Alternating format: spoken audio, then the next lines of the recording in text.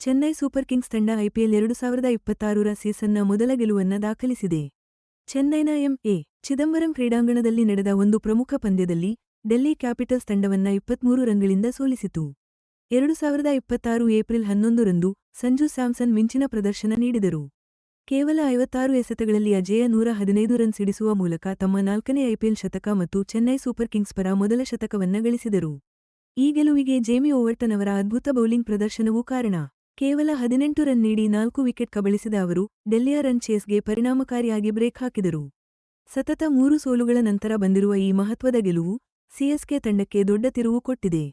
IPL 2026 ಅಂಕಪಟ್ಟಿಯಲ್ಲಿ ಕೊನೆಯ ಸ್ಥಾನದಲ್ಲಿದ್ದ ತಂಡಕ್ಕೆ ಇದು ಹೊಸ ಹುರುಪು ತುಂಬಿ ಅವರ ಅಭಿಯಾನಕ್ಕೆ ಮತ್ತಷ್ಟು ಬಲ ನೀಡಿದೆ. ಟೂರ್ನಿಯ ಆರಂಭಿಕ ಹಂತದಲ್ಲೇ ಉಭಯ ತಂಡಗಳು ತಮ್ಮ ಸ್ಥಾನಗಳನ್ನ ಉತ್ತಮಪಡಿಸಿಕೊಳ್ಳಲು ನೋಡುತ್ತಿದ್ದವು. ಹಾಗಾಗಿ ಈ ಪಂದ್ಯ ಬಹಳ ಕುತೂಹಲ ಮೂಡಿಸಿತ್ತು. ಮಾರ್ಚ್ 28ರಿಂದ ಮೇ 31, 2026ರವರೆಗೆ ದೇಶಾದ್ಯಂತ 74 ಪಂದ್ಯಗಳಲ್ಲಿ 10 ಫ್ರಾಂಚೈಸಿಗಳು ಸ್ಪರ್ಧಿಸುವ ಈ ಐಪಿಎಲ್ನಲ್ಲಿ ಪ್ರತಿಯೊಂದು ಪಂದ್ಯವೂ ಮುಖ್ಯವಾಗುತ್ತದೆ.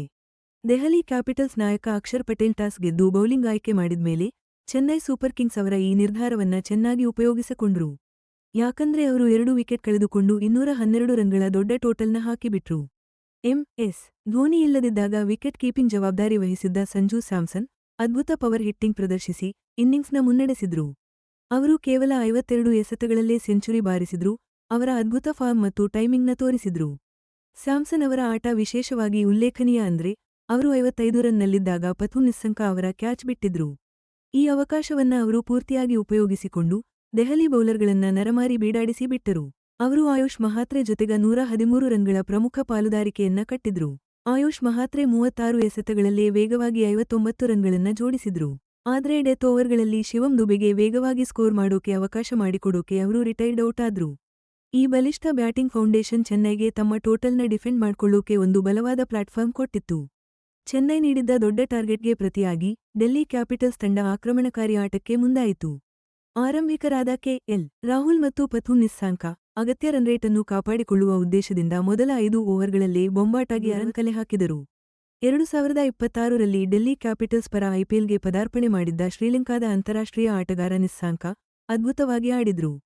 ಕೇವಲ 24 ಎಸೆತಗಳಲ್ಲಿ 41 ರನ್ ಸಿಡಿಸಿ ಎಲ್ಲರ ಗಮನ ಸೆಳೆದರು. ಆದ್ರೆ ಅವರ ವಿಕೆಟ್ ಪತನದೊಂದಿಗೆ ಪಂದ್ಯದ ದಿಕ್ಕೇ ಬದಲಾಯಿತು. ಮೊಮೆಂಟಮ್ ಸೂಪರ್ ಕಿಂಗ್ಸ್ ಪರವಾಗಿ ತಿರುಗಿತು. ಪ್ರಮುಖ ವಿಕೆಟ್ಗಳನ್ನು ಕಳೆದುಕೊಂಡರೂ ಟ್ರಿಸ್ಟನ್ ಸ್ಟಬ್ಸ್ ಹೋರಾಟದ ಬ್ಯಾಟಿಂಗ್ ಪ್ರದರ್ಶಿಸಿದ್ರು.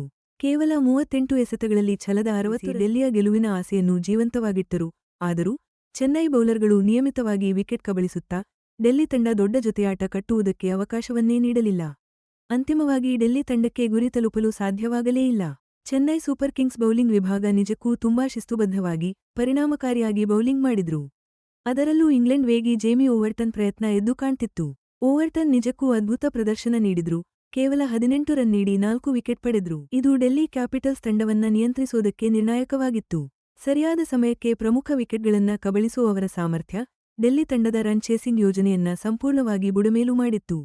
ಈ ಪಂದ್ಯದಲ್ಲಿ ಇನ್ನೂ ಕೆಲ ಪ್ರಮುಖ ಆಟಗಾರರು ಕೂಡ ಎಬಿ ಡಿವಿಲಿಯರ್ಸ್ಗೆ ಹೋಲಿಸಲಾಗ್ತಿರೋ ಸ್ಫೋಟಕ south Africa batter David Brevis Chennai super Kings ಪರ ಆಡಿದ್ರು. ಇನ್ನು ಸಿಎಸ್ಕೆ ತಂಡದ ಲೆಜೆಂಡರಿ ಆಟಗಾರ ಎಂ.ಎಸ್. ಧೋನಿ 2026ರಲ್ಲಿ 45 ವರ್ಷ ವಯಸ್ಸಾಗಿದ್ದರೂ ಪ್ರಮುಖ ವಿಕೆಟ್ಸ್ಮನ್ ಮತ್ತು ಮೆಂಟರ್ ಆಗಿ ತಮ್ಮ ಪಾತ್ರವನ್ನ ಮುಂದುವರಿಸಿದ್ರು.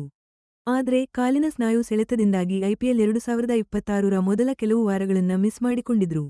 ಧೋನಿ ಚೇತರಿಸಿಕೊಳ್ಳುವವರೆಗೂ ಸಂಜು ಸ್ಯಾಮ್ಸನ್ ವಿಕೆಟ್ ಕೀಪಿಂಗ್ ಜವಾಬ್ದಾರಿಯನ್ನ ನಿಭಾಯಿಸಿದ್ರು. ಡೆಲ್ಲಿ ಕ್ಯಾಪಿಟಲ್ಸ್ ವಿರುದ್ಧದ 23 ರನ್ಗಳ ಭರ್ಜರಿ ಗೆಲುವು ಚೆನ್ನೈ ಸೂಪರ್ ಕಿಂಗ್ಸ್ ಪಾಲಿಗೆ ಮಹತ್ವದ ಮೈಲಿಗಲ್ಲು ಅಂತಾನೆ ಹೇಳಬಹುದು. ಯಾಕಂದ್ರೆ 3 ಸೋಲುಗಳ ನಂತರ ಐಪಿಎಲ್ 2026 ಸೀಸನ್ನಲ್ಲಿ ಸಿಎಸ್ಕೆ ಗೆದ್ದ ಮೊದಲ ಪಂದ್ಯ ಇದಾಗಿತ್ತು. ಈ ಗೆಲುವಿನ ಮೂಲಕ ಸಿಎಸ್ಕೆ ತಂಡ ಈ ಸೀಸನ್ನ ತನ್ನ ಮೊದಲ ಅಂಕಗಳನ್ನು ಗಳಿಸಿತು. ಇದರಿಂದಾಗಿ ಪಾಯಿಂಟ್ಸ್ ಟೇಬಲ್ನಲ್ಲಿ 9ನೇ ಸ್ಥಾನದಲ್ಲಿದ್ದ ಕೇವಲ 1 ಅಂಕ ಗಳಿಸಿದ್ದ ಕೋಲ್ಕತ್ತಾ ನೈಟ್ ರೈಡರ್ಸ್ ತಂಡವನ್ನು ಹಿಂದಿಕ್ಕಿ ಸಿಎಸ್ಕೆ ಮೇಲಕ್ಕೇರಿದೆ. ಈ ಪಂದ್ಯಕ್ಕೂ ಮೊದಲು ಡೆಲ್ಲಿ ಕ್ಯಾಪಿಟಲ್ಸ್ ತಂಡ 4 ಅಂಕಗಳೊಂದಿಗೆ 4ನೇ ಸ್ಥಾನದಲ್ಲಿತ್ತು. ಆದ್ರೆ ಈ ಸೋಲಿನಿಂದಾಗಿ ಡೆಲ್ಲಿ ತಂಡ ಸೀಸನ್ನಲ್ಲಿ ಸತತ 2ನೇ ಸೋಲನ್ನು ಅನುಭವಿಸಿದೆ. ಮಾರ್ಚ್ 28ರಂದು ಶುರುವಾದ ಐಪಿಎಲ್ 2026 ಸೀಸನ್ ಮೇ 31ರವರೆಗೆ ನಡೆಯಲಿದೆ. ಈ ಸೀಸನ್ನಲ್ಲಿ ಪ್ಲೇಆಫ್ ಸ್ಥಾನಕ್ಕಾಗಿ 10 ತಂಡಗಳ ನಡುವೆ ತೀವ್ರ ಪೈಪೋಟಿ ನಡೆಯುತ್ತಲೇ ಇದೆ. ಪಾಯಿಂಟ್ಸ್ ಟೇಬಲ್ನ ಈ ಏರಿಳಿತಗಳು ಲೀಗ್ನ ಅನಿರೀಕ್ಷಿತ ಸ್ವರೂಪವನ್ನು ತೋರಿಸುತ್ತೆ.